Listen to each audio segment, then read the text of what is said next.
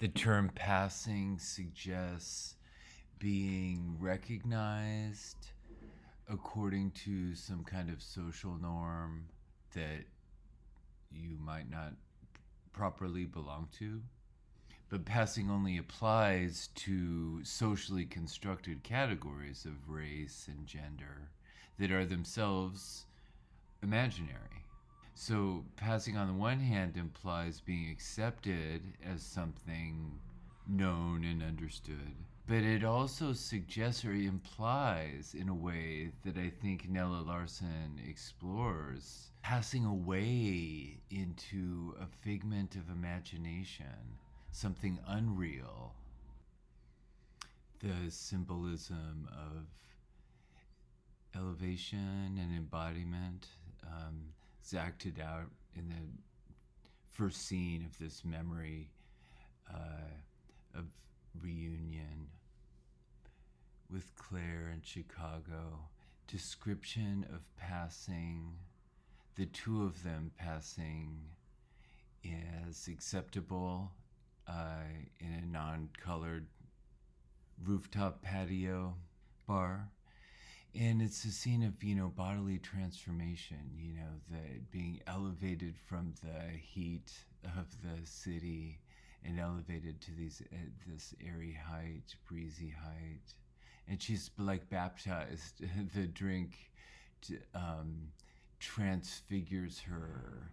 It's interesting to notice how fascinated Irene is with Claire before she remembers who she is. Other kinds of boundaries come up here, not just racial, also sexual, ambivalence, the alluring and the dangerous or inappropriate. And it's interesting in this moment here, Irene's really betraying her fascination with what Claire is, and maybe even too alluring, inappropriately alluring. And yet I can't look away. It's so alluring. It to the point that I actually start behaving inappropriately and just staring, gawking. The name Claire, suggests clarity, as if she were cleansed of race. But the relationship between the two women is anything but black and white. It's an incredibly complexly mediated relationship by these fantasies of race, fantasies upon fantasies. So I want you to think about how the relationship between these two women, what attaches them to each other. From the beginning, Irene is shocked by Claire's recklessness and is afraid of the risk, the danger of what she's doing. And yet she's fascinated with her. She compares her to a cat, this mix of threat and seductiveness.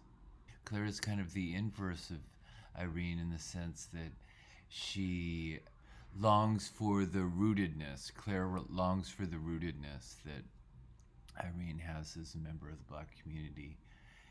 We read in snippets from Claire's letter on page 3, "Cannot help longing to be with you again, as I have never longed for anything before, and have wanted many things in my life.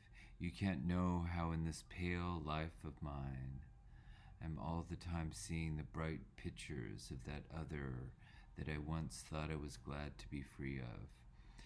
Supercharged language, words pale and bright, evoking the interplay of color as race, racial identity, kind of existential purpose, meaning, pale, lack, absence of meaning, whereas the bright memory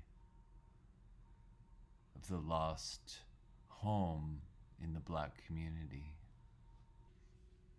It's very interesting here how Larson characterizes the experience of reading in comparison to, say, Frankenstein. The function of the letters in Frankenstein. Reading this is dangerous, and like as in Frankenstein, it betrays a kind of link to social danger.